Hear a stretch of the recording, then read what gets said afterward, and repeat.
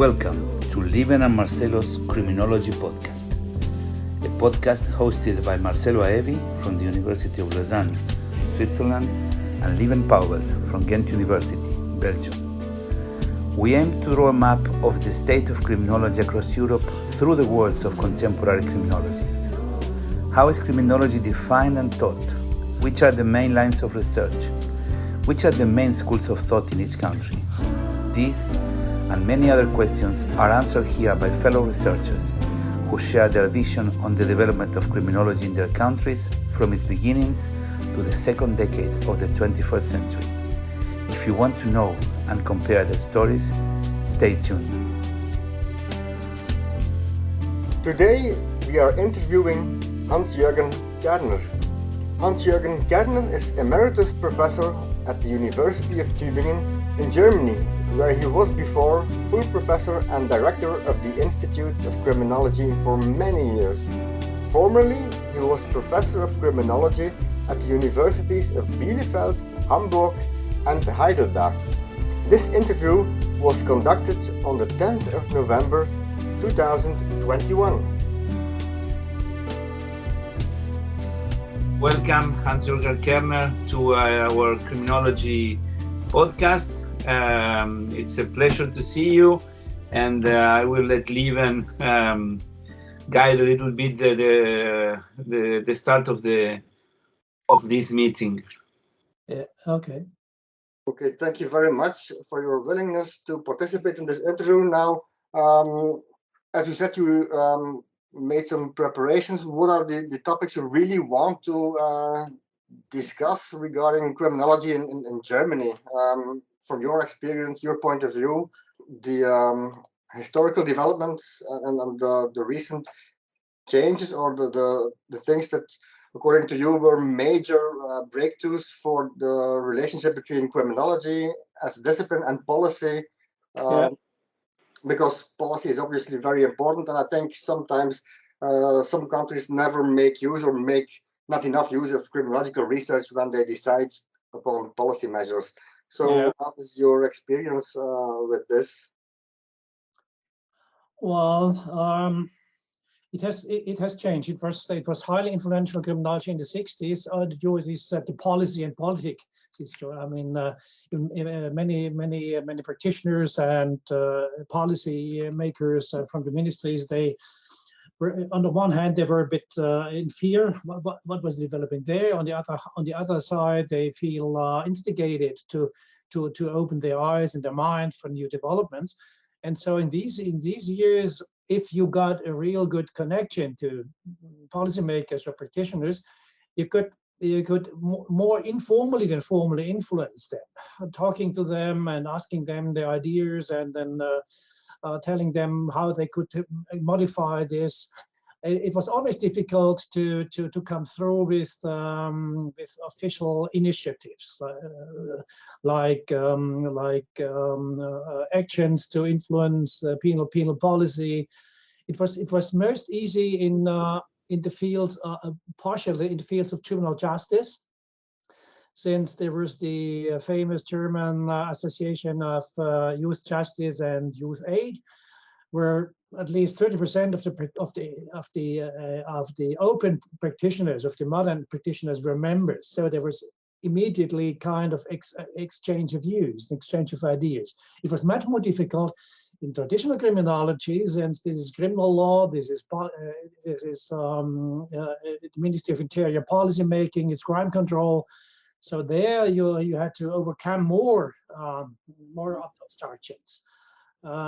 So in the long run, seen from the part of criminology and criminal policy, the field of youth policy, youth criminology, youth crime, criminal law reform, this was the most influential, and had a couple of legal new laws and changes of existing laws which were influenced by those movements. In the traditional criminology, in my perspective, the perhaps most influence was in the 1970s, when the federal government and the state governments had to reform the correctional law. since never before there was a particular law on prisons and corrections. It were administrative orders and all this, and this was the first big development.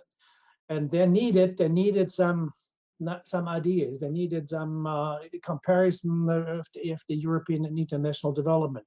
And so for a couple of us, me included, but others more than I myself, they could go to the commissions, they could go to the parliamentary divisions, to the parties. And so a lot of the sections which came into the first federal law on corrections and imprisonment, they were influenced by modern criminological thought.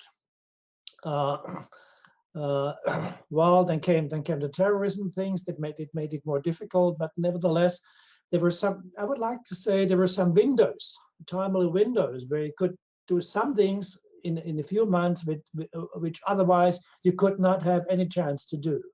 Okay, can you elaborate a little bit more on that? Because you talk about the influence of terrorism, but I think if I compare European countries and terrorism studies, terrorism has been studied, I mean, before we call it terrorism studies in Europe. If I look at right-wing extremist studies in the 80s and in the 90s, and political violence, it has had a longer tradition in Germany, but maybe not in criminology, but in political science. Well, I would like to say that with regard to terrorism, the influence was shrinking. It was the policy and policing power, and a bit later on, the young scholars had a chance to get a job at the federal Bundeskriminalamt, the federal agency of crime policy, or they had they got some positions with foundations, and so they could influence a little bit the whole direction from inside. And I had personal contact with them, so me and a few others, they could talk to them, and hopefully that they could bring in our ideas in the internal discussions. But in general, there was rather no cooperation at all. I would not like to say a confrontation, but it was too tense a political climate. It was too tense, the conservative, and catch them all and get it down and all that. So, I mean, this first law, on the federal law on corrections and imprisonment, it was, I guess, in November 1970 about that. And then later on, the federal court, the federal constitutional court, in 2006, they decided that there was a lack of good regulation of juvenile imprisonment. Mm-hmm. And they ordered the politics to change this, to bring in new basis. And then in the politics, they had the so-called federation reform, which eventually led to the fact that the whole legislation for correctional issues, youth imprisonment, and all that went from the federal government over to the state governments. And by now, the state minister of justice, they up to then, they were not really engaged and experienced in lawmaking. They commended the federal laws and that, but all of a sudden they had to regulate youth imprisonment, youth detention upon remand, the measures, and on and so on. This was a big issue, and it depended a little bit in the originally 11 and 16 states whether or no our colleagues there in the one or the other state had good or rather loose connections to the legislators in the ministries. And you could see this in the wording and in all that of these different laws. The situation got in a certain way got worse, since now you had to deal with, even as a scholar, with some 32 or even more different laws. On the other hand, you could influence. I mean, apart from this, there was not a lot going on. We had a rather good influence, me personally too, in crime prevention. Mm-hmm. Since in the 80s, there was a real movement also in the practitioners and the policymakers that state crime prevention, community crime prevention should be taken more serious, and they needed ideas. And so a couple of people, including myself, we created the German Foundation for Crime Prevention and Rehabilitation of Offenders, and started immediately to contact police academies, to contact the governments, to contact cities. And the big success in the long event was that we could convince city mayors, the city governments, to be the host of what then later on was called all German crime prevention congresses. We had up to now we had always between 2,000 and 5,000 participants each and every year, and they came from the practice, from the police, from the social work, from grassroots organizations, and slowly the official institutions came in. The most active were the police. They saw the chance to get in. But when the corrections came in, the prison movement, or the people from the correctional staff, the first created some tensions. They were the police, they were the corrections, they were the youth institutions, and it was interesting to see at the beginning. They were looking at each other very carefully, or this way. Who are they? They're coming there. But then, after the fifth or sixth of these, they learned from each other. We had exhibitions, we had common workshops. And for me, it was lucky that the heads of the federal and the state criminal police agencies, they had the idea to join us, and they had a full day for themselves. And I always was invited to tell them about the development and to answer their questions. And so I could have a rather direct, I would not like to say influence, but some impact of what I could think, what I could go on. And so we had now in the next year, it will be, hopefully the 27th of these German crime prevention congresses. And the next was that we introduced the so-called AIF, Annual International Forum. And we invited with state and communal money and some money of ourselves, people from, in the beginning, 10 different countries, at the end of 44 to 46 countries, including America, Asia, and so on, which was for 2 days.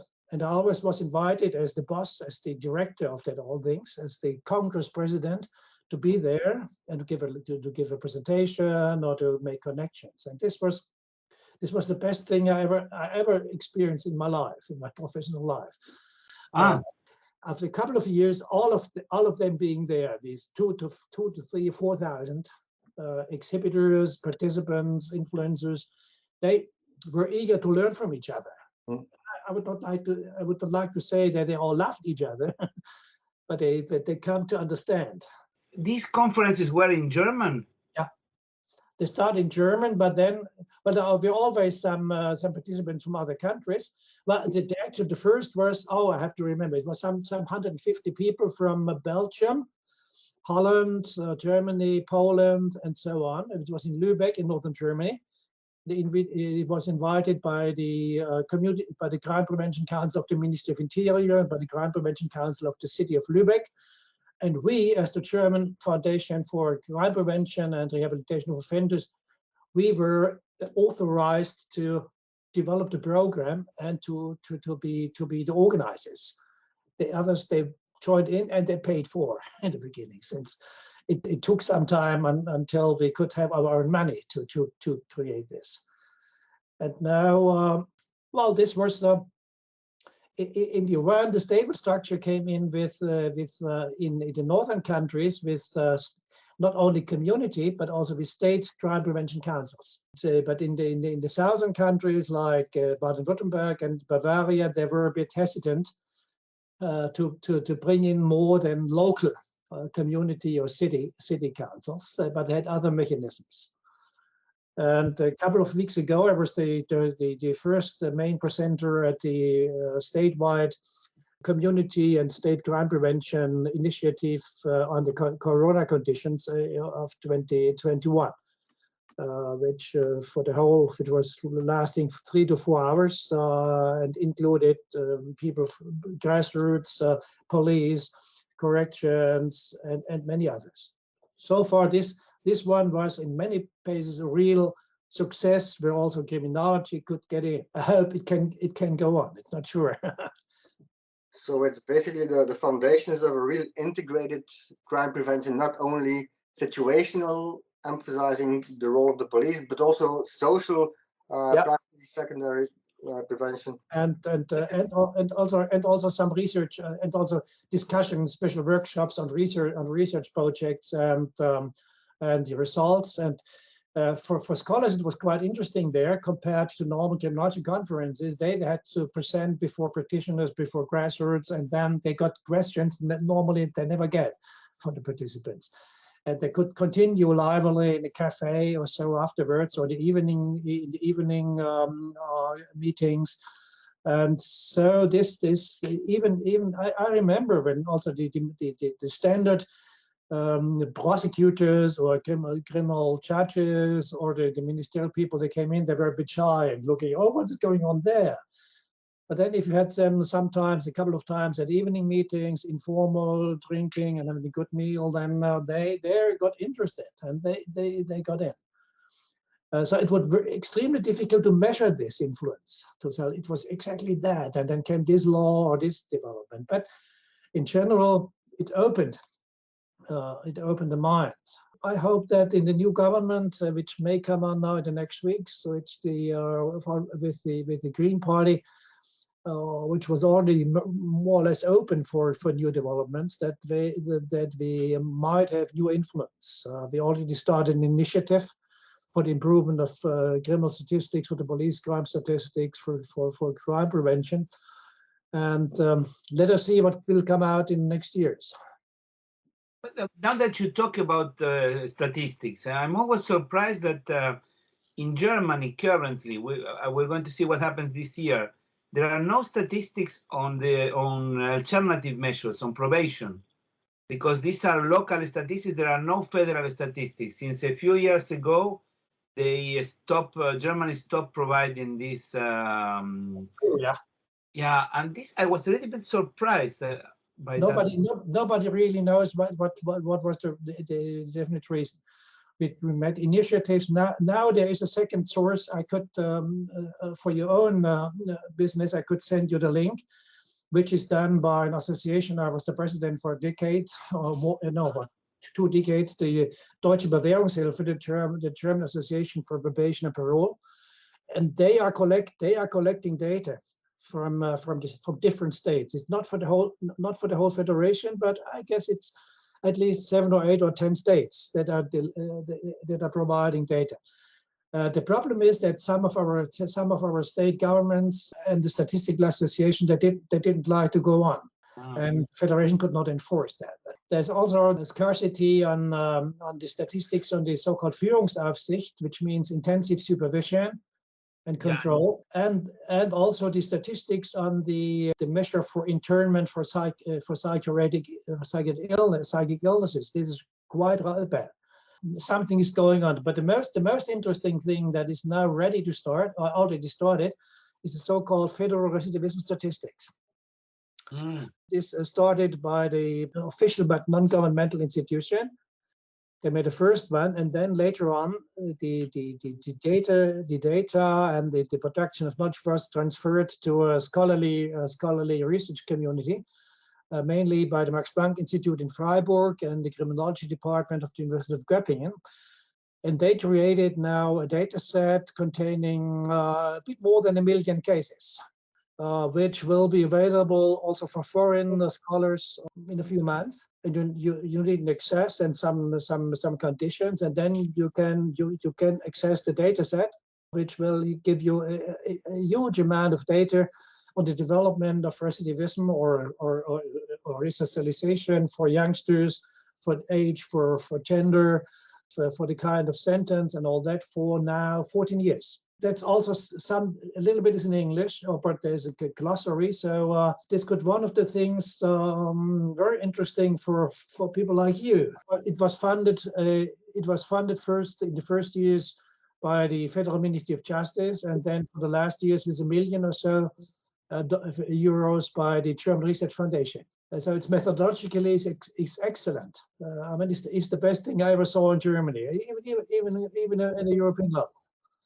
The next one, which is much more modest, is the so-called victim offender mediation statistics. It was created in 1993. Unfortunately, nearly total thing is in German. It started with the Ministry of Justice with the funding by them, and then it was the headquarters. It was a group of scholars from 5 universities, and originally the headquarters was in the University of Tübingen. But when I got emerited, now the headquarters is in the Institute of Police Science of the University of the University of Applied Sciences in Bremen. It's officially available in a printed version, also as a PDF version, but hopefully in the next year, we will have an integrated data sets for the years 1993 to 2020, with some 300,000 cases. On the victims, the offenders, the parties, on family conferences, even on the success and failure, with a lot of interesting things. This could also be for Europe a very good source for independent research. So far, Germany is a little bit better off than 10 years ago. And then better off than many other countries, because the recidivism studies in Belgium, I mean, we have data, but I mean, it's quite difficult to create adequate measures. And I mean, scholars have been working on it, but it's quite difficult. I mean, it's extremely difficult. So I'm looking forward to these data, and I think it's very interesting that scholars can use this. Are there no problems with the GDPR? Everything is anonymized so that people can use it for analysis, because many people don't know about this. And even in Germany, not all people do know of this. They were working along, and I'm making out some propaganda. I will work with the colleagues that there's a good English introduction, not only the general introduction, but also all the data and the variables, and this will be available in English. So the only thing you would have to do is being able to make the statistical computations. There is a little bit improvement also on the traditional statistics, since now the statistical offices of the states and of the Federation and the Bundeskriminalamt are providing interested scholars with Excel statistics. So where you can, if you can manage this, you can on the basis of Excel, which is not that as SPSS or SAS, at least some computations the institutions do not provide. You can create your own results. Even in Germany, that is not yet used as it should be by the universities. But I would like to say, compared to 10 or 15 years ago, it's a real step forward. It should be make now more on the European level. Perhaps I can convince my colleagues that we write a little booklet on what is available for the scholars out there, and what is the access, and what is the conditions and all that. Since as you know, doing it every time individually, it costs hours, days, months. You get the contact to understand and all this. But also from your country, having finding 5 or 6 people who really are collaborating and staying on the track, it's not that easy, even before Corona times. The problem is that many scholars don't know where to find the data, and I mean, it should be brought together at the European level, because comparative research is so much more important. And if there is a common place where to find these data, that may inspire scholars everywhere. Even in Germany, I have to admit, even in Germany, these data sets are not that used and discussed as they should be. I mean, it's a very slow development. Part of the problem is that we do not have all the many institutions at universities which are powerful in having statisticians and having experienced researchers in sociology and all that. So you cannot just go on as a let's just say normal scholar, say, okay, now I go into that. You need a team. I mean, look at these recidivism statistics. It's 1 million cases. And you have to understand the data, and you have to understand the theory. In Tübingen, when the institute started, and even under my direction, you had sociologists, statisticians, psychologists, psychiatrists, law criminologists, and collaborators, and access to the university data management center, and all that. That has been shrinking. So if there would have been up to now some 5 or 6 international publications on these data sets in English, I think it would go on by itself to instigate people like you or David Farrington to make use of this source, which are really good. I was wondering, because, for example, in Spain, currently they have a bachelor's degree, an undergraduate degree, but it's called bachelor in some countries, 4 years plus the master. And the students, for example, have a course in the first or second year, which is called Sources of Data in Criminology. Mm-hmm. So the professors have to show them where all these databases are and how to use them. Do you think that the fact that criminology is not so institutionalized in Germany may play a role on this, on the access to these databases? You're right. Insofar, we have a couple of master programs now. The most developed is this program master on criminology, criminalistics, and policing at University of Bochum, created by Thomas Feltes, which is now emeritus and will be followed by Thomas Singelstein.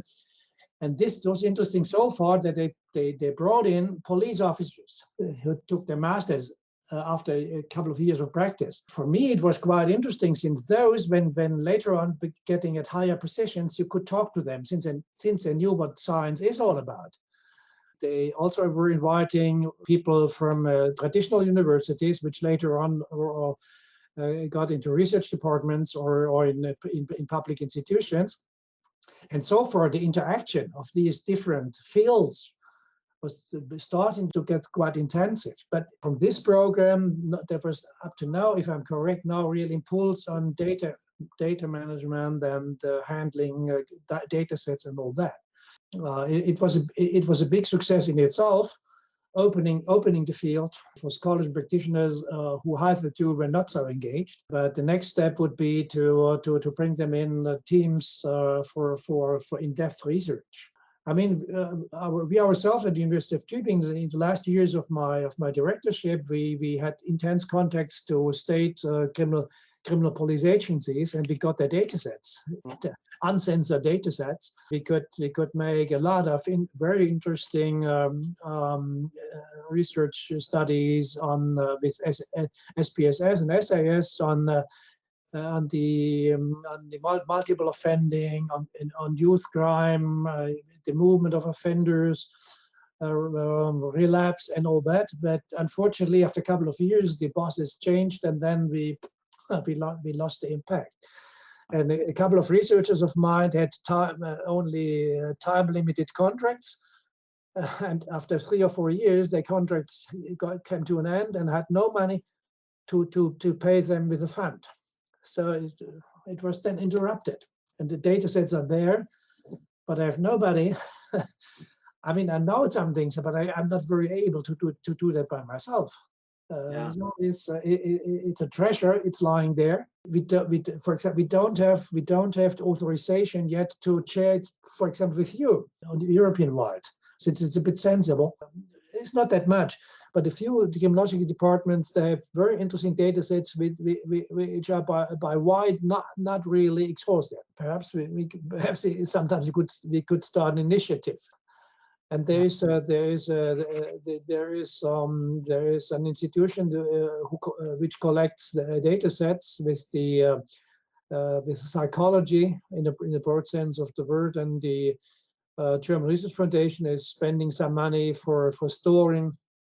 And in Tübingen, we are about to rate and hope to get a couple of million of euros for so-called criminological research enhancement center for Germany, which then would collect the data sets and prepare them. And we got a sign from the German Research Foundation that we might be successful in a year or so, but at the moment it's a kind of a hope that it will develop. What we already got is $1 million or so for the library. Library department, and for this you may knew it, the criminological documentation, international in English and German, which now has some 350,000 data sets. And I'm still active behind the scene. We now got the authorization and the money by the German Research Foundation Library Department for the next 3 years, some 900,000 euro, which means that we can develop this further. And now we got money for digitizing, is that correct? Yeah, digitizing old studies. For example, we already digitized the archives or the volumes on the international conferences on criminology from the National Society for Criminology. We digitized a series of books on criminology in early years in Germany. And we may be about, depending on the rights to do this, the copyright, to digitize some 400,000, 2,000 volumes, which are important even for European criminology, which up to now are only available in 3, 4, 10 libraries and cannot be borrowed from there. So a little bit is developing. It's not known already. The only thing I can do, I'm still quite active. I mean, I'm 78, but I have my position as an Emeritus Professor. I have a part of an office and have, by law, that's important. That's not true for the upcoming generation. I'm, as an Emeritus, by law in Baden-Württemberg, I'm full member of the university with all legal rights. I can have access, I can use all the equipment, I can use that. Only when it costs much money, I have to take care to get the money from other sources. But I'm in, and I'm a member of this committee, member of this CrimDoc, and member of the Service Library of Criminology, and so on. Hopefully, I will have stamina enough to do that in a couple of years to come. Yeah, there is an issue there of like the new generation and who is going to take care of all these kind of all these databases. I mean, I always see this paradox when you look at the people that the members of the European Society or the people that attend the conferences. You always see Germany between the top 5. So you have United Kingdom, Germany, Belgium, Netherlands, then Spain, Italy. But there's a lot of criminologists, people attending the criminological conferences, and then you don't see the programs of criminology throughout Germany. And what happened? What went wrong in the institutionalization of criminology? A couple of things. Let me start with the reorganization of the universities. In the beginning years, it was an advantage that the law faculties, they created chairs for criminology and early criminology. The most important of these was in the early 60s, actually 1962, the creation of the Institute of Criminology at the University of Heidelberg and the Institute of Criminology, University of Tübingen. And both of them were just for criminology. The chair owner was Professor for Criminology, and they had the authority and the money for hiring statisticians, sociologists, psychologists, some forensic psychiatrists, and social workers and statisticians. And this was for 1 or 2 decades. I remember when, at the moment before I succeeded Hans Köppinger in Tübingen, the university, I don't know whether it was primarily the university or the state government. They changed the issue so far that they cut all the resources by 50%. Only 4 assistants and 8, less money for the courses,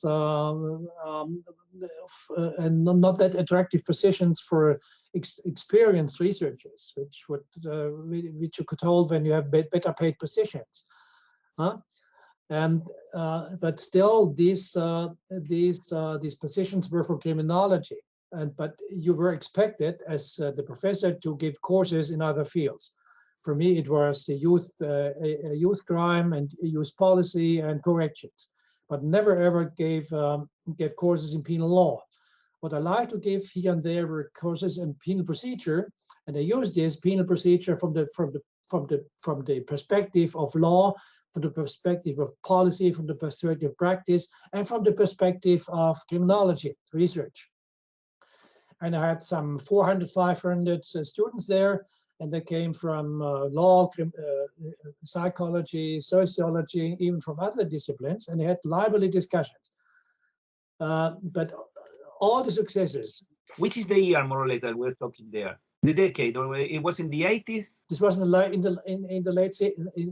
70s. Late 70s, okay. No, in the early 80s. Uh-huh. And I could stay with my destination, with my former destination, to speak. But already my successor, Jörg Kinzig, at first he had to struggle to get enough resources for criminology. His chair at first was designed as penal law, penal procedure, and criminology. But later on, criminology got at the front, and so as a director of the Institute of Criminology, he was also professor of criminology and other issues. But I'm not sure. I guess in Germany, all around Germany, there were about 5 or 6 full professorships with carry the title Professor of Criminology or Department of Criminology.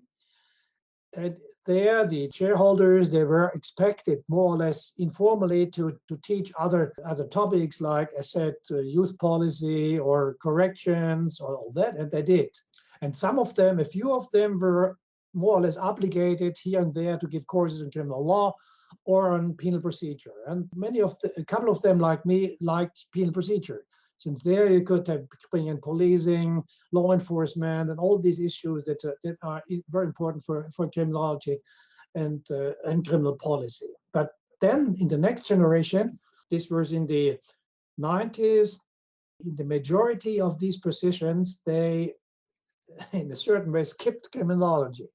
That means the designation of the professorships were, for example, penal law, penology, penal law, penal procedure, and criminology, or penal law, youth law, and criminology. That means criminology was just the second, third, or the fourth part of the designation, and they cut down the resources. So at the moment, I guess, I should know, but I don't know exactly in the moment. Maybe 3 or 4 chairs in Germany, we still, the main thing is criminology. To a certain extent, there was a kind of second development at the University of Applied Sciences. These University of Applied Sciences, in German terms, Fachhochschule. Mm-hmm. There were in about now 10, 15 universities of this kind. And they are partially offering master courses or bachelor courses in criminology combined with social work, or criminology combined with policing, or criminology combined with sociology of law, or they are at these universities of applied scientists. The students are expected to be sometimes parallel in practice and at the university. The dual track, these are dual track universities, which has an advantage, even at police academies, that the students are paid for. Their employer is paying for the study.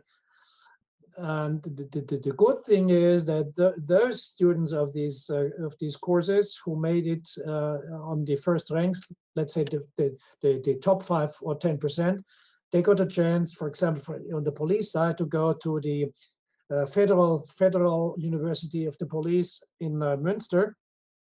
And when doing this good there, they got, as we say, the marshal stick to become leading police chiefs. And then if they still are on the track that research is important and that you should combine policy and practice, they can influence police research, criminology research in the police departments.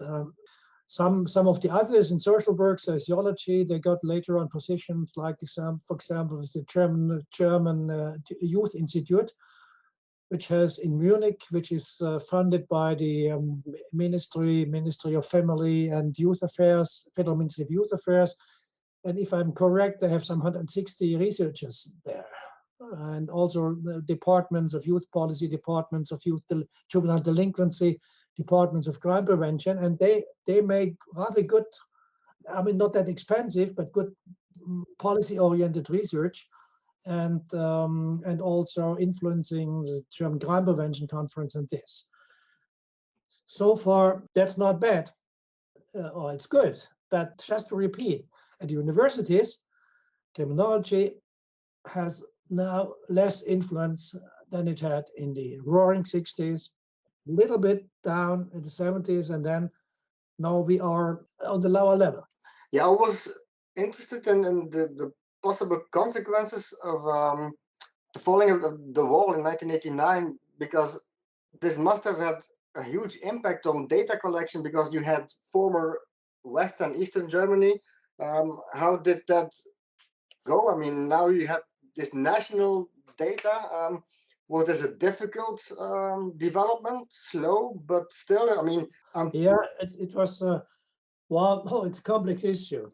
As the statistics are concerned, it was up to 1993 when they really started to adapt. So that's the small statistical offices in the ministries or in the statistic departments, and they had from the early 90s on the first professorships for criminology and crime policy. And but it took time until the statistics and research went on the same level.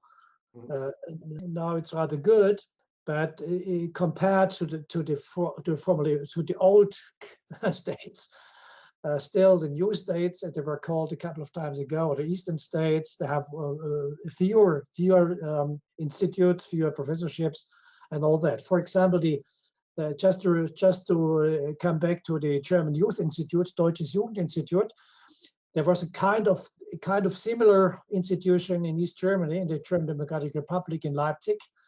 Was in scholarly terms, it was not bad. They had very good statisticians there, very good researchers on youth policy, on juvenile delinquency and youth corrections. But they were, of course, they were in the political, a little bit blindfolded. Yeah, precisely as we are talking about this, the reintegration. I have a copy here, a translation to Spanish of this book by Lexas, Harman, and Lehmann, which is German is Kriminologie, Theoretische Grundlagen und Analysen. I have the Spanish translation made in Cuba, in La Habana, and that was like the like the Bible, if I understand correctly, of criminology in Eastern Europe, let's say. But these were German researchers. Yeah. What happened with these people? Where are they? Yeah. Well, okay. Just let me return a little bit back to the German Youth Institute. Here there was a one of the ministries which has a lot of research funds, really big money. That's the Federal Ministry of Family, Youth, and Other Affairs. They have literally millions, and they are used. They have researchers there. They are used to think of research and how what money is. And they took over this East German Institute of Youth Institute with big money, and they sent over teachers and instructors. And within a few years, that is the same quality as in the main office in Munich. With the East German criminology, that was different. Two main problems. The one was that East Germany, they had a separate academic discipline of criminalistics. Partially thought at the Humboldt University, partially thought at so-called the police colleges, and they were trained. I mean, the quality was not bad. They had some ideological things, and then they had a team where were lecturers and others in the Academy of Sciences. And this Academy of Sciences of East Germany, it was comparatively speaking a bit politically influenced, but not that much as you would think. They had money, they had influence, and they could have their own connections with the East German universities. And so they had interesting studies going on youth crime, that interesting developments on corrections, but not much of this was always published. shortly after the unification, the federal government with collaborators, they decided to kill all these study programs. So criminalistics was out. Since I said, okay, in Western Germany, there's no study of criminalistics and in universities. Why should we do that with former East Germany? We don't need it. There's the police colleges, they should do it. That means it was not at the academy, it was not at the traditional universities. It was just broke away. And some of the people with also writing these textbooks, they were let's put it this way, they were old enough to get pension. Because this idea of having criminalistics is the idea of growth at the beginning of the century. That's true. Yeah. That was this tradition. Yeah, exactly. That was kept in Switzerland because Rice came to Switzerland, became a Swiss citizen, and created our School of Criminal Sciences. Yeah, that's still lively in Poland or in Czechia and so. But in East Germany, it was just cut off. Nobody of ours did understand. But then the second problem was they had all. It was a bit humiliating. Everybody of those scholars, which are good scholars,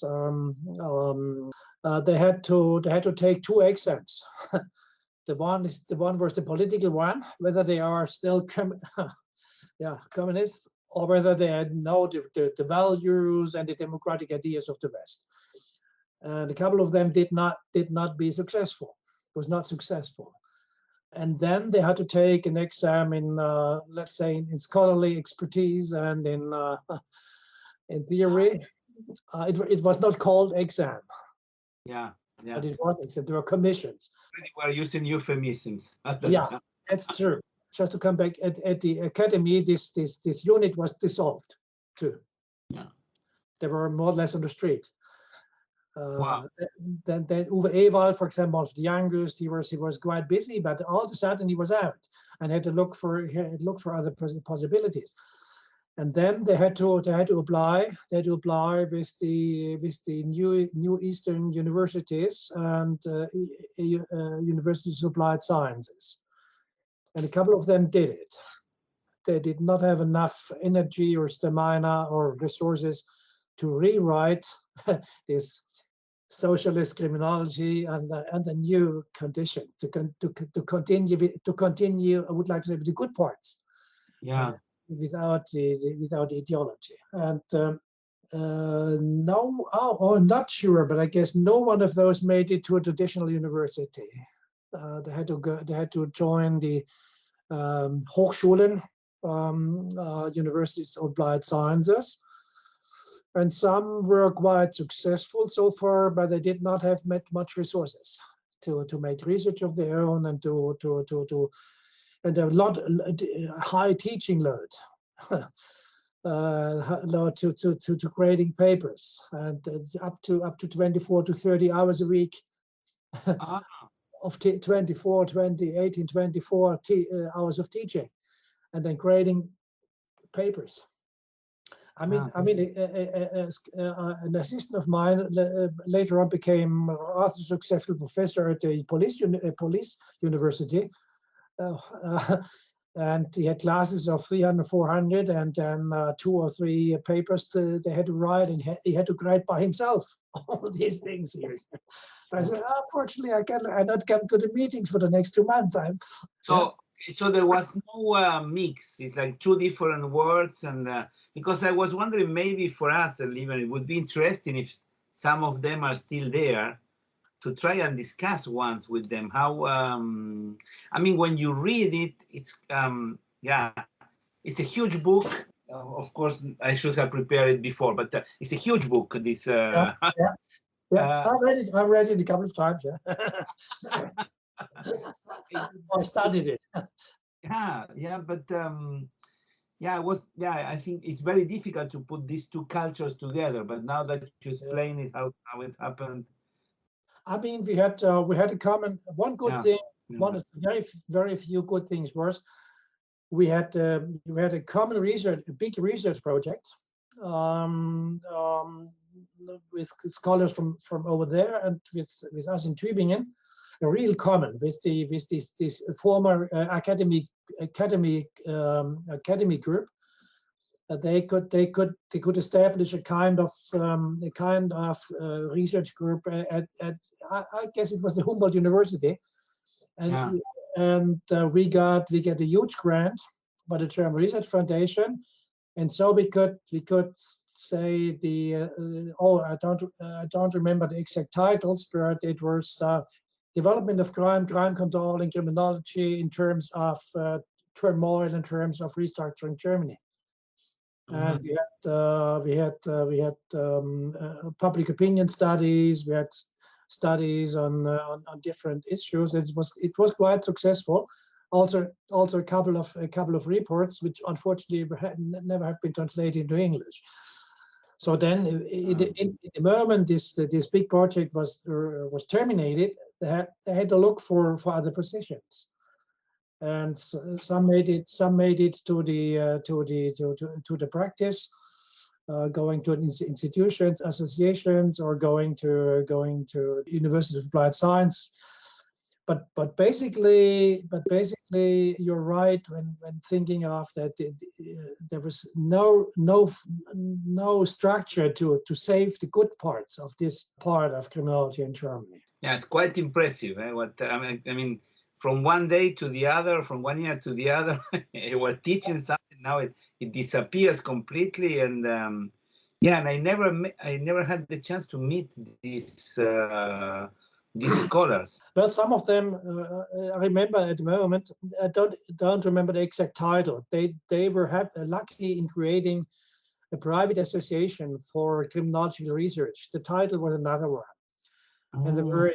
For a couple of years, I don't remember how many years, they were rather successful in getting funds by foundations or even sometimes by government institutions, and then they could hire themselves, so to speak, with that association and find jobs for the couple of.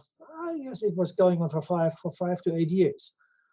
But at the end, it was difficult. One of them, he was lucky to go to The Hague for the International Court of what's it, genocide crimes. Yeah. Okay. As a researcher, and others went got the jobs at the statistical office, East Germany statistical offices. Others got some teaching in not firm positions, but some teaching contracts at the University of Applied Science, and they created some small firms, and so it was sometimes good, sometimes a survival. So fully conversion to capitalism in some cases to create profit. Yeah, to a certain extent. Yeah. So you mentioned these universities of applied sciences is the former Hochschules, eh? Yeah. High school became, and then also these police academies. I think some of them now have the rank of universities also, eh? Yes, and now. Not all of them, perhaps all of them now, but the majority has the rank equal to University of Applied Sciences by the civil society. So that's 3 years of a bachelor and one. Yeah, they have. It's different in the States, but basically the best officers have to take advanced courses at the state police colleges or state University of Applied Sciences. The German title is Polizeihochschule or Hochschule für Polizei. And then the first, I'm not fully sure, but the first 5% of the making to the exam, they are elected to take a second study in Münster at the Federal University of Applied Sciences of the Police.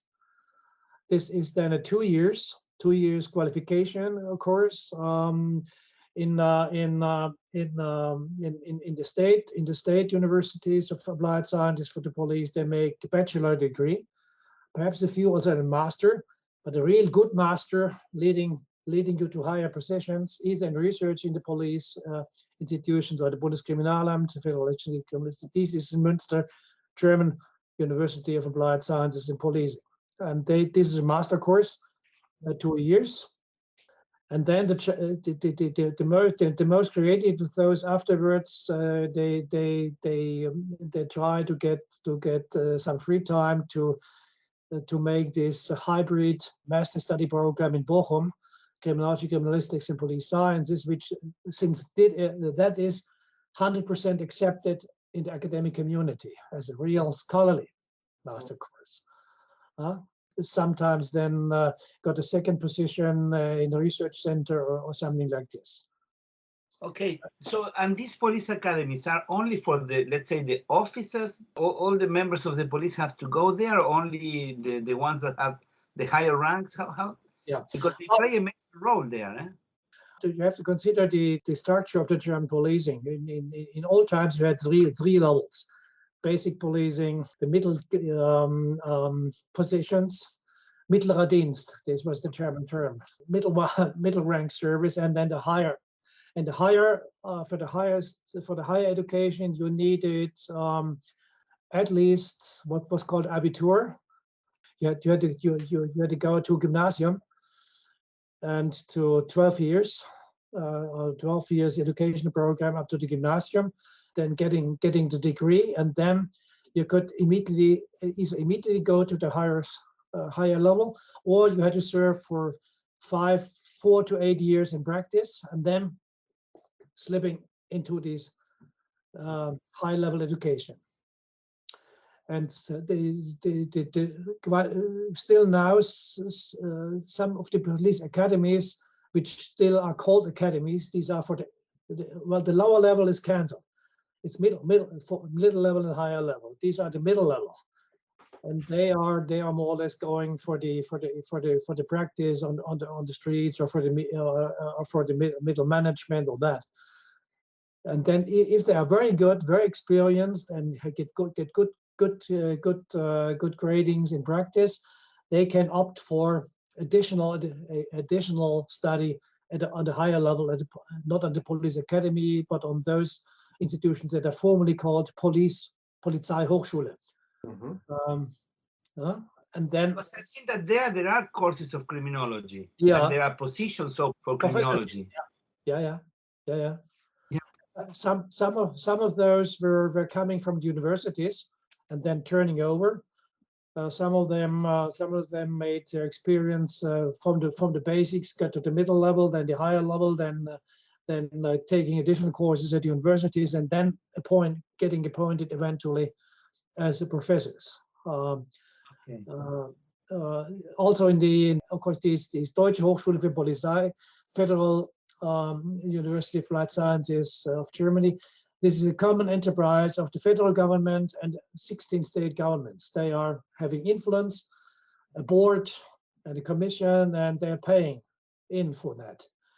So that's quite interesting so far, that here police officers that have already the bachelor and a lot of practice, they are meeting each other. They get connections between the states. And they also invite scholars from universities to conferences, to giving classes and lectures, as I did when being active for a couple of years. And so finding connections between traditional universities, these University of Applied Sciences of the state, social sociology, and so on, and the police. Some of them are very creative.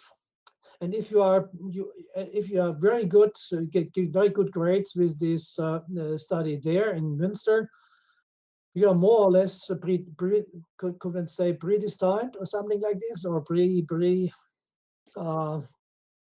preconditioned for becoming director of a city police or director of a department of the Landeskriminalamt, or research director at the Federal Police Office, the Bundeskriminalamt in Wiesbaden. And so there you have a lot of people now stemming partially from universities, partially from the free universities of applied sciences, and partially from the police And so it's for example, for me, I'm not anymore so engaged as I used to be some years ago.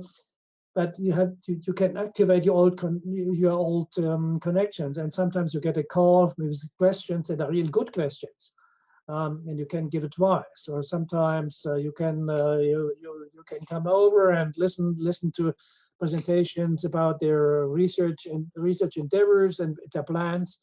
To go into this new project, and you can immediately bring in your experience and your thoughts. That's good. It's not that known, even not in the whole community in Germany, since still at some universities police I mean the idea is that to always repressive and that. And for a couple of years, they had also in the Criminalistics Institute of the Bundeskriminalamt, they had a good sub-department for research, and they commissioned research with not that much money, but with access to police sources, with real criminological contents. Is still there, but they changed a little bit the direction. And what they are doing now is they are the headquarters of the National Crime Victimization Survey for Germany, which is now the second run. They started it in 2020. The first one was in 2017, and now they have another unit. You may have heard from the periodischen Sicherheitsbericht, periodical report on the state of internal security in Germany. Brackets also criminal policy, criminology, crime prevention. The federal government, the state governments did not much like to have independent researchers there, like me. They now have it, gave it to their own departments for themselves, good researchers. No objection. Ours, we don't have that immediate full influence of that. We would like to have independent counseling, independent influence of researchers from university and so on. But for the time being, there are not many resources, personal and financial resources to say, okay, we will join in, we have 1 million, please, we could bring in. So it's quite interesting for me because we saw it. You have only a few chairs of criminology in Germany. Yeah. You have only a couple of programs, but at the same time, there is this mix of the practitioners and the academy, which is quite unique. It's a little bit different from the countries where you have a strong academy and sometimes they are completely divided from the practitioners. Yeah, it's a completely different world. Yeah, in a certain way, you're right.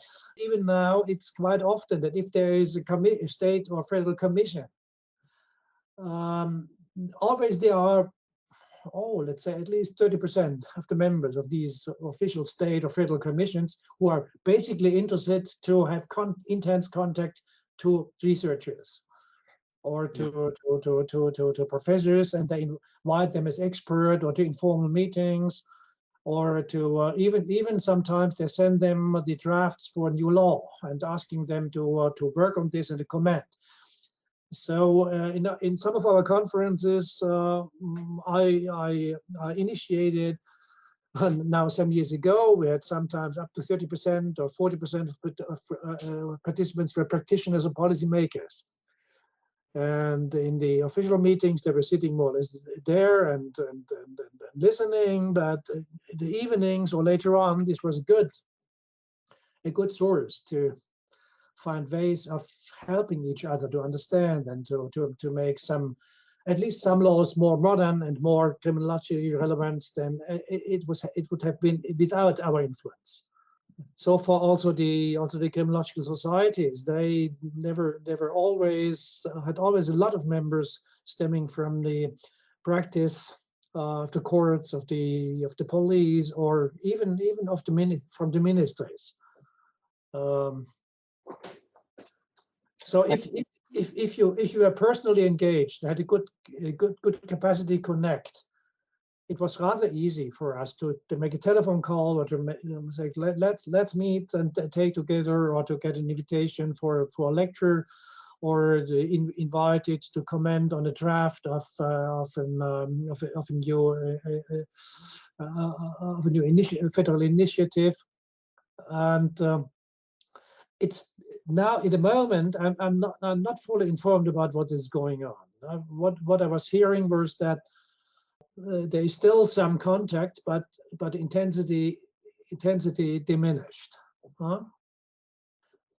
Partially, I guess that there are not so many professors or researchers that have the capacity, apart from teaching, and so making research and having time enough and money enough to travel or to doing that. Nevertheless, behind the official scene, there's still some things going on, which I know are not that usual in many other countries of Europe. I mean, seen from the scholarly point of view and of researchers, I'm not sure how intense this was in the effect. It was good times, exchanging views, but when you see the final result, you sometimes had to realize that eventually the policymakers or the conservatives or they won. Say, okay, it's fine, but don't put too much of that stuff into. Okay. I have one question regarding the collaboration between Bundeskriminalamt and universities. There was this National Victim Survey, and it's probably still there, or I don't know. I've given some methodological advice once, I think in 2016 or 2017. Well, it's a bit complicated, and I was a member of the teams, the independent commissions for the first and the second national report and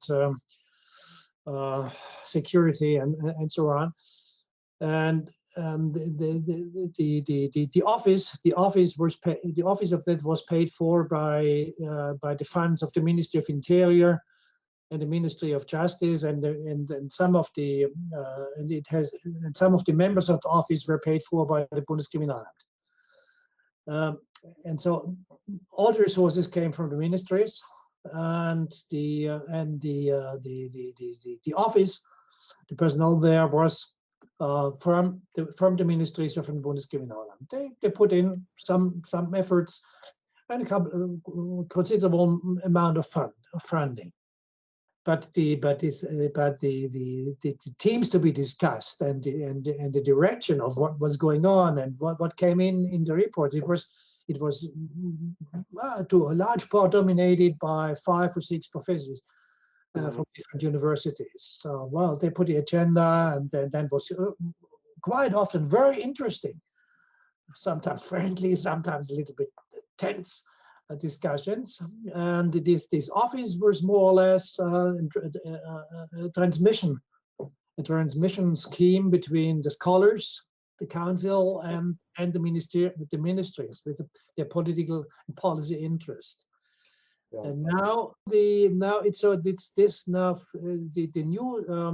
periodischer Sicherheitsbericht, periodical report on internal security and so on, is an initiative by the Federal Ministry of the Interior and the Federal Ministry of Justice, and by the Federal Ministry of Interior, represented by the Bundeskriminalamt. They are inviting people, and they were successful in hiring very good researchers, persons with research experience in sociology, in criminology, and in law and criminal policy. Scholarly terms, these are quite experienced people, educated at universities or universities of applied science, but they are public servants, civil servants. That means no official direction, but nevertheless, they are not that independent as an independent council. Still have this in youth policy affairs. This is they have the so-called periodischer Bericht on periodischer Bericht on Jugend zur Jugend, periodical report on the state of youth policy, youth affairs, and so on. And this is federal and state-dominated core, and a fully independent council. of scholars from universities, scholars from large institutions, from the Deutsche Jugendinstitut, the German Youth Institute, which are giving advice and counseling and sometimes control and protest. From my point of view, this new development in the periodischen Sicherheitsbericht, periodical report on the state of internal security, is that they don't have yet a stable and continuing scholarly counsel from independent experts. So the first report was just been published 2 or 3 weeks ago. The third periodical report. Did not have any chance to read it, but a colleague of mine who is very experienced, he could read it carefully, and he said it's good. It's good in terms of the data management. It's good in the topics they are dealing with, and it's good in terms of the evaluation of statistics and all that. But it's not that this independent in drawing conclusions or in opening policy perspectives as the first ones. I'm happy that at least it's going on, and that the government is committed to continue. So it's better than have separate statistics on just separate statistics on law enforcement and the police, on the prosecuting, on the courts and on the corrections. They have integrated things, even victimization and victim surveys.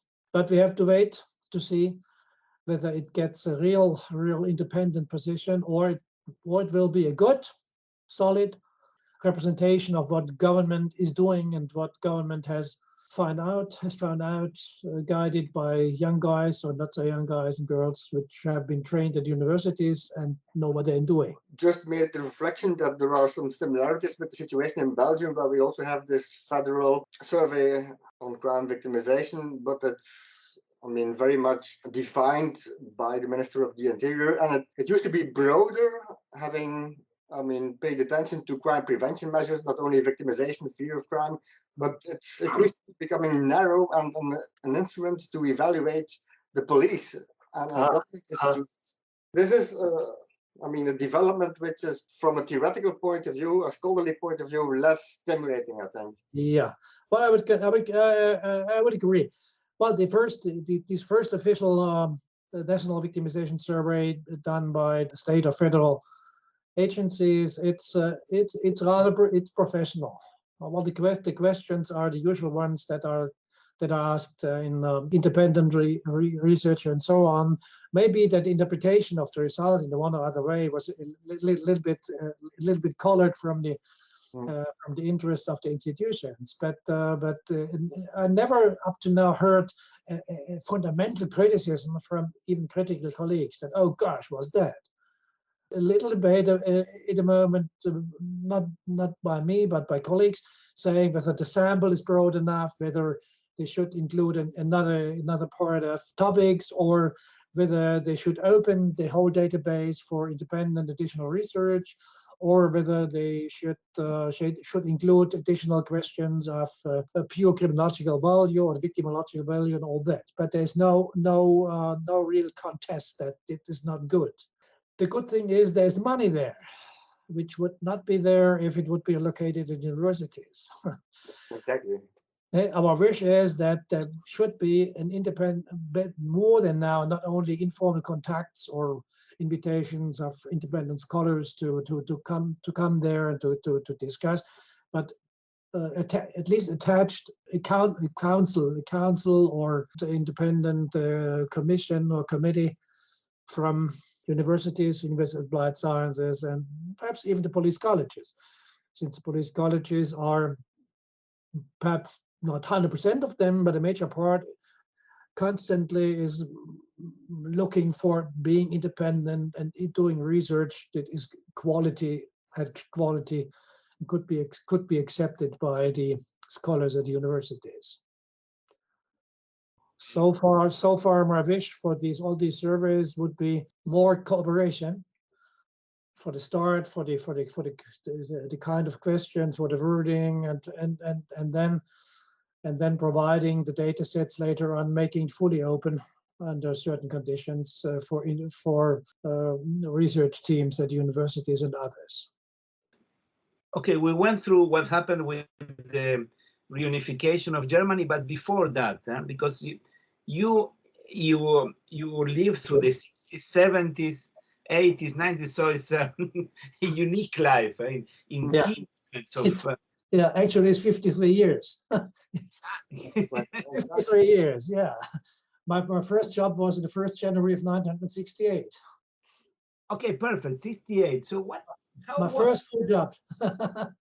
And then continuing, going to the Council of Europe, you may remember, to the Council of Europe, and then going to professorships in England, United States, China, and Australia, and then creating these associations with the German Crime Prevention Day. This was not my personal, but the invention of a very few people, me included.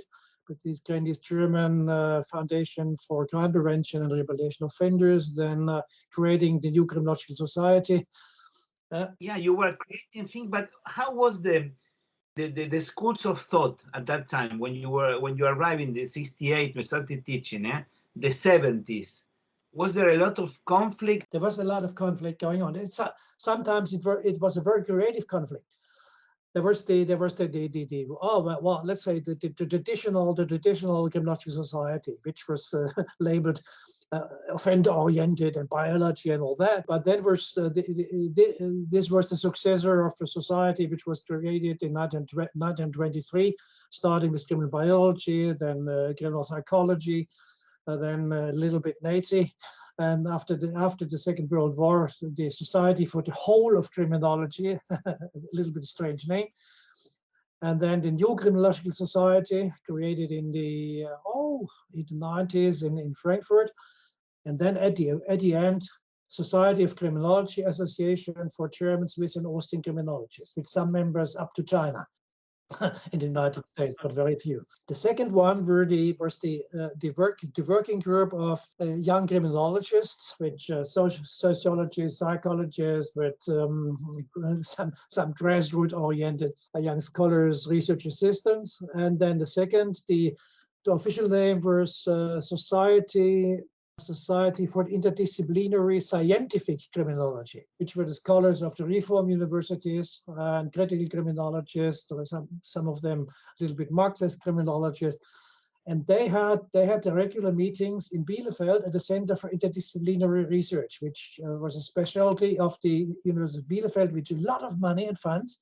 And a few of us, like me, we were eager to get in there.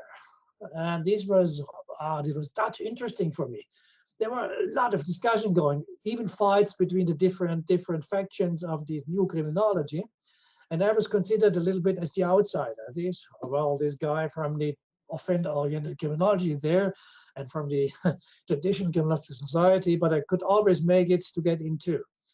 And since the traditional society, it was good conferences, but more the traditional way, the big shots starting, and then a few young scholars getting a chance to present at a workshop, and then it was more or less dominated by the good old guys, And it was very difficult to give a presentation on a radical or creative issue.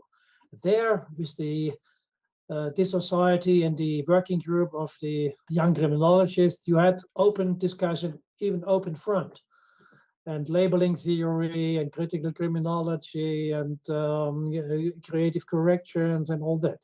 This gave me a lot of ideas, new ideas, and I was astonished a little bit, and very, very grateful to my boss, who was a very traditional one, a criminologist, as a forensic psychiatrist and lawyer and criminologist, but empirically very, very, very active, with a lot of qualitative and even quantitative research. But he gave me leeway to join this other. I was surprised to know that one of the first European studies on the social ecology of crime, I did my PhD on social disorganization theory, was a German study in the 60s by Karl-Dieter Opp. Yeah. It was never published in English, so I never knew when I was writing my PhD. But afterwards, I found out when I was at the Max Planck Institute for a short visit.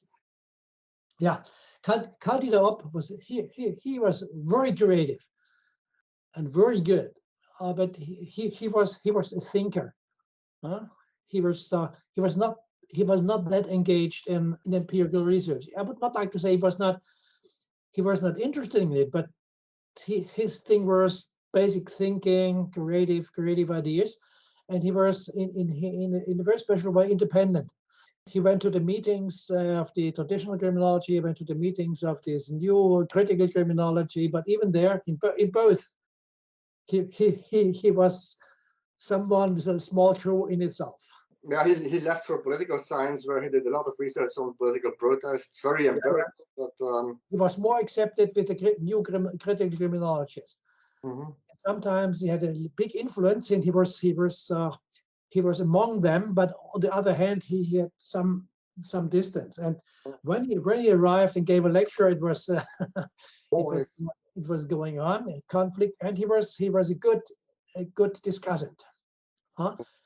He was not that emotional. He accepted. I was quite convinced. He accepted arguments, and then he was a bit like a teacher at the school. He dissected and said, "Okay, no, this one, it must go on," and the others were more politically or policy oriented. Said, "Okay, go on." But for a couple of years, he has a huge influence on a general way of thinking. And one of the colleagues, Haferkamp from the University of Bielefeld, he also was a little bit going in the direction of Karl-Dieter Opp. He was on the, let's say, more it's a contradiction adjective, on the conservative side of the modern development. We're engaged in sound research, in statistics, in field research, combination of qualitative and quantitative research. And he had a research group at the University of Bielefeld, which was a rich university, a modern university. And he had relations, he created relations between the law faculty, the faculty of social sciences. And he was a real, let's say, a messenger. So this was for me, it was a real good time, the 70s and the early 80s. So it was in different fields. I could learn from these different worlds. We tried a couple of times to reunite all those parts into one German association or Society for Criminology. Look like the ASC. The ASC is a huge roof, and under them is the left, and so. And the German colleagues, there's a saying in philosophy and history, being German means to do things for their own sake. Critical criminology is traditional criminology. And me and some 10, 15 people, scholars said, Ollie, let's unite. Let's, from the outside, join to get funds, to get chairs, to get the department of the German Research Foundation just for criminology, and then internally we will have our home, our turf. And we had meetings and conferences, and eventually nothing led to a consequence. That's German. After the fall of do you think that the fall of the Berlin Wall had an impact on that, on these critical criminologies that were there? Because you were I got to all these through what they were publishing in South America, for example, where, as you know, it was a very strong movement, but they never saw the fall of the system. Right? But in Germany, they were, promoting, let's say, a more socialist approach. Then Eastern Germany disappears. There was an impact of that political change on the schools of thought? Yes and no. There were already before, there were some initiatives, for example, at the University of the Saarland, which is the most western state of the federation. It was Alessandro Baratta. Yeah.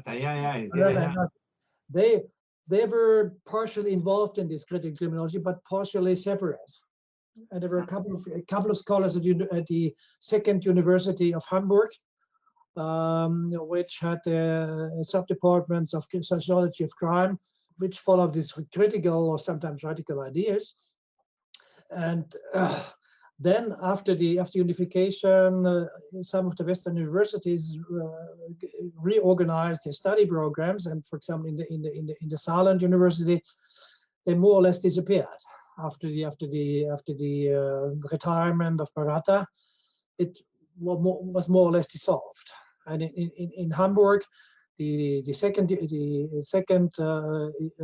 university, which had a department of sociology of crime and criminal policy, they got less funds than before. But the let's say the Easterners, they had the contacts individually to these different. Some of them went to had the contacts to Tübingen, others had the contacts to Hamburg. Others had contacts to new chairs in the Humboldt University or the Free University. So it was more personal, but it was not a real new structure. So rather on base to base, not institutional. Am I right in my interpretation? Not really institutional. Sometimes it was possible that that means me in Tübingen and colleagues in other universities could get funds decisively determined for bringing together research teams from East and West. But this was always very concrete projects for 2, 3, or 4 years, and then it was over, or you're very successful to have another one. It was not a stable structure. Okay. Yeah, and those of the Eastern colleagues, they were then appointed as professors of the new Eastern University of Applied Sciences. These were strictly individual solutions. Some of them became full professors, other only professors honoris causa, with a contract as the contract was research assistant. The title was professor. Very, very, very individual. Some of them went to social work department, others to psychology departments, and they had, let's say, is that a good English word? Outcome. They had the outcome for the living, or some basic for decent living. They had a stable job, but they have a large teaching load. And they were not, that's important, they were not at the center of these departments. They were still there, they were the guests from outside. I had the contacts with some of them, and I don't remember any of them as fully content and audacious and saying, okay, now it's a new life, I'm going on. They said, okay, fortunately, I'm settled now. And I can do a couple of times, and I can get the money for small kind of research. And they created an independent association of, in substance, former Eastern criminologists and got funds from some Eastern departments of the federal ministries or from state ministries. I mean, it was something going on, but it was not a real new integrated structure. You were going to say something, Lieven, eh? I was wondering to what extent the traditional etiological research still is predominantly sociological. If I read German articles, I have the feeling that there's still very much sociology in it, and especially action theory. Is this a general tendency, or is it? Well, it depends. There are some strong connections between German, Austrian, and Swiss scholars, mostly German, Austrian. Hirtenlehner, for example, and the Kölner Schule.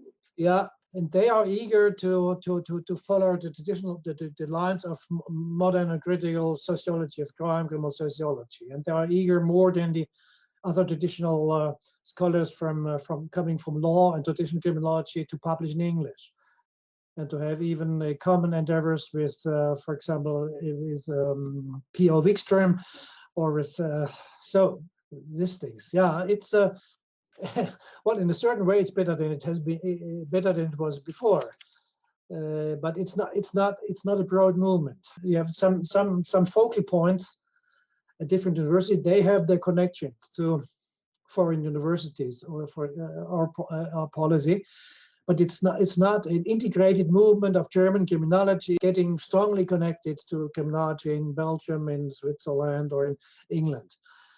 It's still some focal points. They know each other. Sometimes they're discussing with each other. Sometimes they have workshops, common workshops at national conference or conferences, or some of them are joining the famous German crime prevention congresses and workshops there, getting to attract collaborators from different fields. But it's not a clearly and good positive structure. Because there are many opportunities. For example, the participation of Germany and the ISRT and in the Eurocrim. So there are many, international projects which allow for more collaboration, but it's kind of difficult to get probably funding to get everybody together. Most of the projects are on a voluntary basis, at least in Belgium. So if the situation is the same in Germany, by many universities. Now, for example, in Greifswald, you may know Frieda Dünkel. Mm-hmm. Yeah. Frieda Dünkel was an old friend of mine. We collaborated since the 60s, and we're going to the Delinquance Juvenile conferences in France or something in Switzerland, and to the what is it in Interlaken? Yeah, the Group Suisse de Travail en Criminologie, the Swiss group for work in criminology. We had contacts, and Dünkel was quite successful in getting a professorship of criminology, and then convincing the ministry and the university board to have not an institute but a chair with collaborators from different disciplines, and reduced teaching load, meaning concentrating on criminology and only here and there another one, and then money for international conferences or courses. And later on, he became a little bit active on or planned vice rector of the university. Was successful in arranging courses at the island of Hiddensee, which was the further education center of the university and other institutions. And here he made a lot of international courses with many invited people from South America, from Eastern Germany. And then also he got money from the university for research projects. But unfortunately, in the moment he had to retire, his successor was not him personally. It was just a decision by the university, by whatever committee or whatever department or the headquarters, to reduce that, to cut off. Yeah, it's really a pity. Yeah. Which means that Stefan Harendorf, his successor, he's quite engaged also in criminology and juvenile policy, but he has a teaching load in penal law. Exactly. Yeah. Procedure. Yeah, and he has only a few stable positions for collaborators compared. Yeah, so, and the master disappeared. Yeah. Yeah, really pity. We're going to make an interview with Frieda, because, as you mentioned, he had a lot of connections also in the Balkan region. Yeah, and very stable ones. And many people I met for the first time in my life, I already led their papers and books. They were in Greifswald. They had the chance to attend some of these meetings and conferences, and it was really good. I had my own contacts from Tübingen and from Heidelberg. I had many individual contacts. I had a couple of journeys over there, giving presentations at different universities and personal contacts, but it was not institutionalized. I did not have the money to make structures. Frieda Dünkel had the money. Yeah. He could always pay at least some funds to invite rather poor scholars from the East. So it was a real pity that this program more or less, it did not disappear, but it was heavily shrinking. Yeah, it's so. And we talk about the past and the present, and how do you see the future? Let's say criminology in 20 years from now in Germany. Do you see a line, something that's going to develop, or? Well, I'm not sure.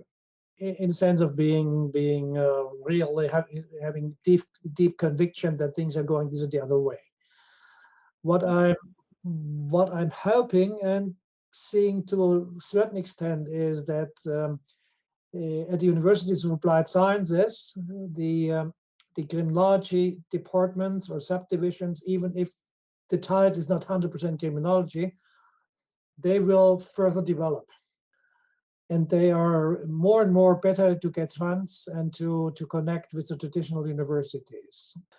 I'm rather convinced that something will develop with the criminology at the German Research Foundation, since they decided to continue this special program for funding criminology, criminal sociology, and policy with every year a couple of millions. There is the program of the library department of the German Research Foundation that has now promised to further fund an expansion of the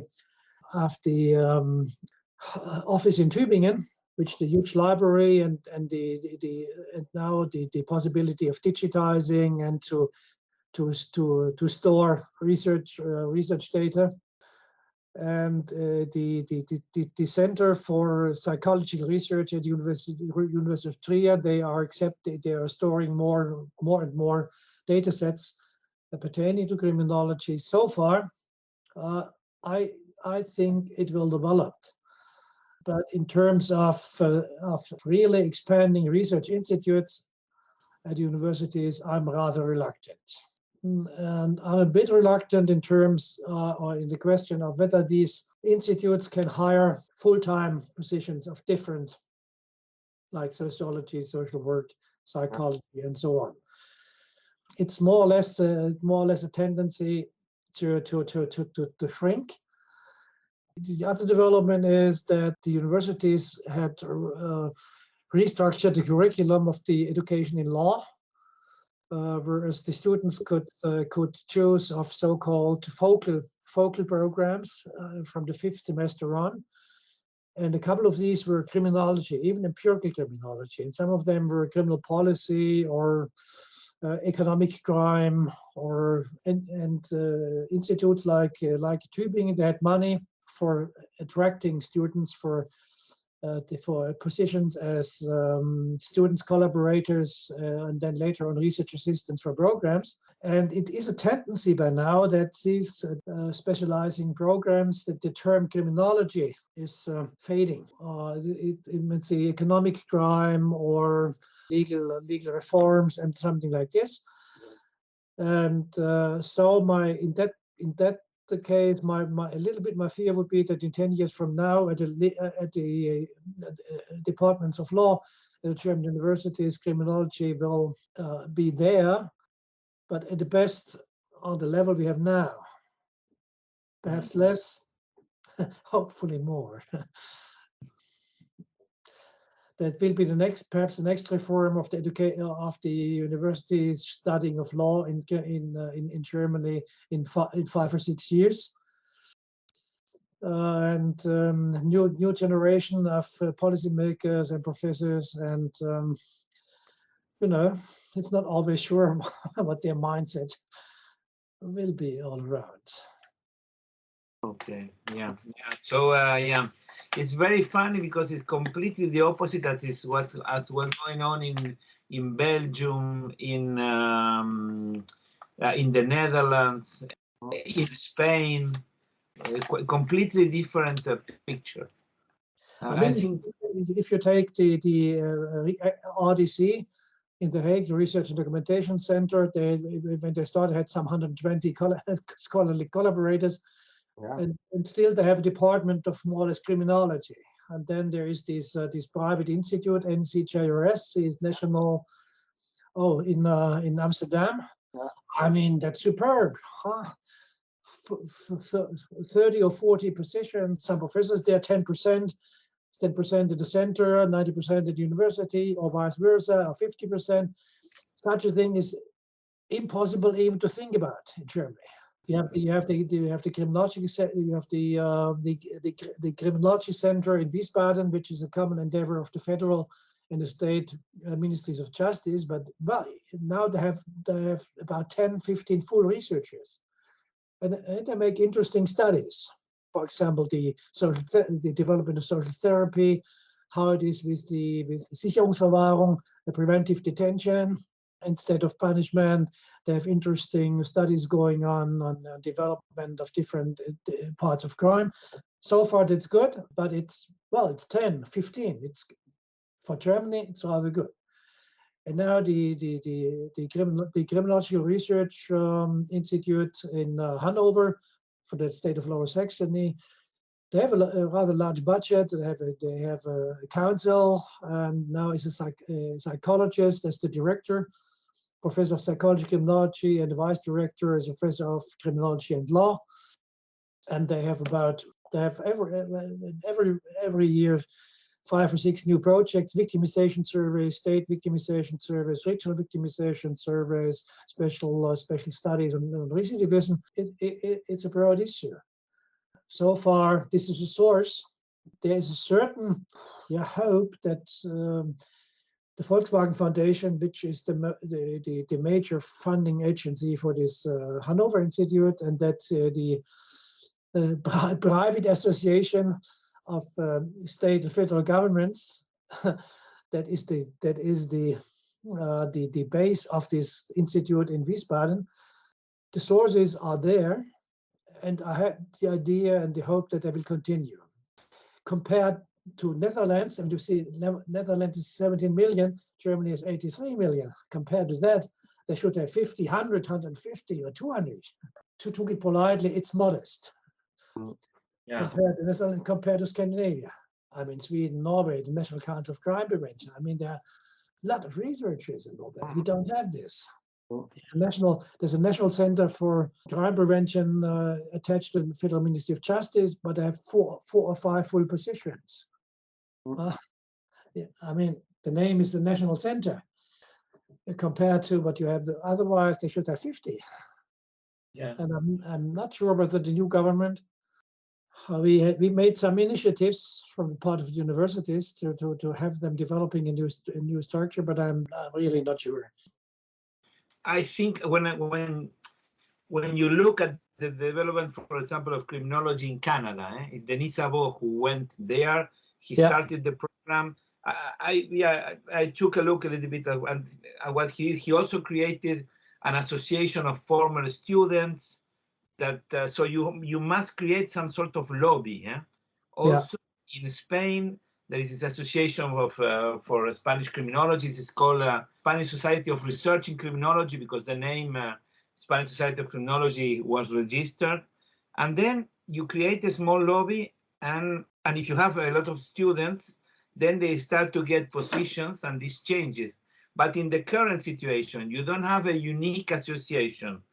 You don't have the programs in criminology. So this network that could put some pressure has not developed. And for example, I think it would be very difficult in Belgium or in the Netherlands to go back. Maybe it will not continue to grow at the same speed. But once you have created so many persons that have positions that are labeled criminology, then it's very difficult to go back. But in some countries like France, Germany, the big countries, it's quite surprising. Those most open for new things, even in criminology, or the Green parties. Since a couple of parliamentaries there, they got a degree in criminology. Okay. That's the point. So perhaps something new. But basically, you're right. What we never come to terms in Germany was to unite in an efficient and effective way these different branches of criminology. like kind of ASC or even an ESC. I mean, ESC is more and more interactive and combined than the German fact checks. So it's always inclusive. Everybody has a place to be there. I mean, I was so often attempting and trying to bring them together, meetings and commissions and things on, and saying, please look, there's a chance if we unite. I mean, in the outside for commissions, for influencing the policy, then we can have influence. We are then a couple of hundreds with many connections, and inside we may continue with our different ways. No, never be doing something for German means doing things for themselves, not for a common policy. Yeah, I mean, sometimes I felt really desperate. Yeah. Yeah, even colleagues which whom I was very, very friendly communicating and going to conferences. If it came to politic issues, influencing the structure of German universities, establishing a firm criminology at the research centers or in the foundations. A few attempts, for example, that the members of the German Research Foundation committees for criminology, one came from the one association and two others from the other one. This was a little bit of a beginning. And there were those few people, they collaborated very good, but it was not institutions. There was no common forceful creative front, let's say front or movement. And so I'm not sure whether the youngsters that are coming up, they will do it, since they have weaker positions, they have a bigger teaching load than we had. They have to struggle with the shrinking of the budgets and so on. I mean, I know a couple of them, they are good. They're striving for good research, but compared to what I had, it's rather modest. A few of them are quite successful, also in terms of getting funds. But the structure is loose. Yeah, okay. Well, I don't know, Lieven, if you have any other questions. I think we more or less made the tour. We can round up, but we can only hope that, I mean, future scholars will be inspired by this very interesting interview and I mean, trying to strengthen the structure, which is always a goal, that interviews can lead to some change and that can inspire people. So we've talked about all the issues we've discussed, and I think we have a lot of material to create different parts of this podcast. So it was a very, very interesting interview. Nice talking to you. I've learned a lot about the situation in Germany. Many things I didn't know, many things I knew, but I could reflect on. So it was a real pleasure and honor. Thank you very much. Just from my side. Let's meet together again in 10 years or so.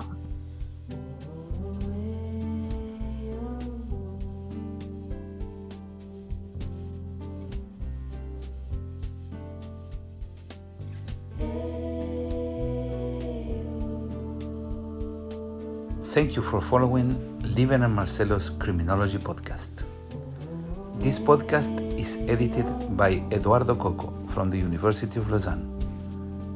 Our theme song is Seagull's Night, Noche de Gaviotas, composed by Gustavo Cantero, arranged by Tato Germano, and played by Tato and Gustavo with the voices of Sasha Conte and Alejandro Turco Guyot. Your host are Lieven Pauwels from Ghent University, Belgium, and Marcelo Aevi from the University of Lausanne, Switzerland.